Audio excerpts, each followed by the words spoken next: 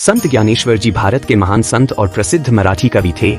उनका जन्म 1275 ईस्वी में भाद्रपद के कृष्ण अष्टमी को हुआ था। महान संत ज्ञानेश्वर जी ने संपूर्ण महाराष्ट्र राज्य का भ्रमण कर लोगों को ज्ञान भक्ति से परिचित कराया एवं समता संभाव का उपदेश दिया।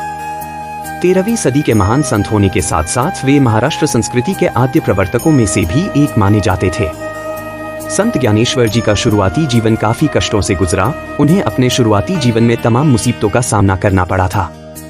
जब वे बेहद छोटे थे तभी उन्हें जाति से बहिष्कृत कर दिया गया, यहाँ तक कि उनके पास रहने को झोपड़ी तक नहीं थी। सन्यासी के बच्चे कहकर उनका अपमान किया गया। वहीं ज्ञानेश्वर जी के माता पिता ने भी समाज का अपमान सहने के बाद अपने प्राण त्याग दिए थे। जिसके बाद ज्ञानेश्वर जी अनाथ हो गए, लेकिन फिर भी वे घबराए नहीं और बड़ी समझदारी और हिम्मत से अपने जीवन का निर्वाह किया।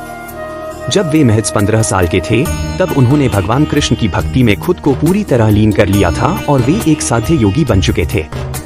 उन्होंने अपने नाम के ज्ञानेश्वरी नामक ग्रंथ की रचना की। उनका यह ग्रंथ मराठी भाषा का सबसे अधिक पसंद किए जाने वाला अद्वितीय ग्रंथ माना जाता है। उन्होंने अपने इस ग्रंथ में करीब 10,000 पद्यों की रचना की है। आइए जानते हैं भारत के इस महान संत ज्ञानेश्वर जी और उनके जुड़े कुछ महत्वपूर्ण तथ्यों के बारे में। भारत के महान संत ज्ञानेश्वर जी 1275 ईस्वी में महाराष्ट्र के अहमदनगर जिले में पैठण के पास गोदावरी नदी के किनारे बसे आपेगाम में भाद्रपद के कृष्ण पक्ष की श्री कृष्ण जन्माष्टमी के दिन विट्ठल पंत और रुक्मिणी बाई के घर पैदा हुए थे। इनके पिता एक ब्राह्मण थे। उनके पिता ने शादी के कई सालों बाद कोई संतान पैदा नहीं होने पर अपनी पत्नी रुक्मिणी बाई की सहमति से संसारिक मोहमाया को त्याग कर वे काशी चले गए और उन्होंने सन्यासी जीवन ग्रहण कर लिया। इस दौरान उनके पिता विट्ठल पंत ने स्वामी रामानंद जी को अपना गुरु बना लिया था। वहीं कुछ समय बाद जब संत ज्ञानेश्वर जी के गुरु स्वामी रामानंद जी अपनी भारत यात्रा के दौरान आलंदी गांव पहुंचे, तब विट्ठल पंत की पत्नी से मिले और स्वामी जी ने उन्हें संतान प्राप्ति का आशीर्वाद दे दिया।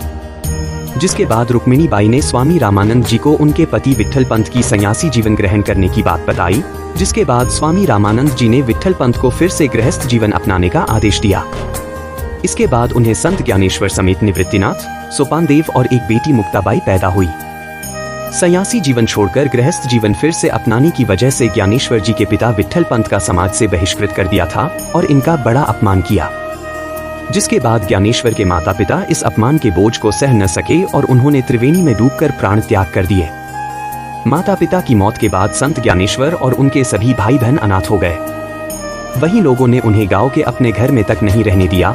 जिसके बाद अपना पेट पालने के लिए संत ज्ञानेश्वर को बचपन में भीख मांगने तक को मजबूर होना पड़ा था। काफी कष्टों और संघर्षों के बाद संत ज्ञानेश्वर जी के बड़े भाई निवृत्तिनाथ जी को गुरु ज्ञानीनाथ से मुलाकात हुई। वे उनके पिता विट्ठल पंत जी के गुरु रह चुके थे। उन्होंने निवृत्तिनाथ जी को योग मार्ग की दीक्षा और कृष्ण की आराधना करने का उपदेश दिया। इसके बाद निवृत्तिनाथ जी ने अपने छोटे भाई ज्ञानेश्वर को भी दीक्षित किया। इसके बाद संत ज्ञानेश्वर अपने भाई के साथ बड़े बड़े विद्वानों और पंडितों से शुद्धिपत्र लेने के उद्देश्य से वे अपने पैतृक गांव पैठण पहुंचे। वहीं इस गांव में वे दोनों कई दिनों तक रहे। उन दोनों की इस गांव में रहने के दिनों की कई चमत्कारिक कथाएं भी प्रचलित हैं। बाद में संत ज्ञानेश्वर जी की चमत्कारिक शक्तियों को देखकर गांव के लोग उनका आदर करने लगे और पंडितों ने भी उन्हें शुद्धिपत्र दे दिया। संत ज्ञानेश्वर जी जब महज 15 साल के थे तभी वे भगवान श्री कृष्ण के बहुत बड़े उपासक और योगी बन चुके थे। उन्होंने अपने बड़े भाई से दीक्षा लेकर महज 1 साल के अंदर भी हिंदू धर्म के सबसे बड़े महाकाव्यों में से एक भगवत गीता पर टीका लिखी। उनके नाम पर ज्ञानेश्वरी नामक यह ग्रंथ उनका सबसे अधिक प्रसिद्ध ग्रंथ कहलाया। ज्ञानेश्वरी ग्रंथ मराठी भाषा में लिखित अप्रतिम ग्रंथ माना जाता है। आपको बता दें कि संत ज्ञानेश्वर जी ने अपने इस प्रसिद्ध ग्रंथ में करीब 10,000 पद्यों में लिखा गया है। इसके अलावा संत ज्ञानेश्वर जी ने हरिपाठ नामक किताब की रचना की है, जो कि भागवत मत से प्रभावित है। इसके अलावा संत ज्ञानेश्वर जी द्वारा रचित अन्य प्रमुख ग्रंथों में योग वशिष्ठ टीका, चंगदेवपाषष्ठी, अमृतानुभव आदि है। महज 21 साल की अल्पायु में 1296 ईस्वी में भारत के महान संत एवं प्रसिद्ध मराठी कवि संत ज्ञानेश्वर जी ने संसारिक मोहमाया को त्याग कर समाधि ग्रहण कर ली। उनकी समाधि आलंदी में सिद्धेश्वर मंदिर परिसर में स्थित है। वहीं उनके उपदेशों और उनके द्वारा रचित महान ग्रंथों के लिए उन्हें आज भी याद किया जाता है।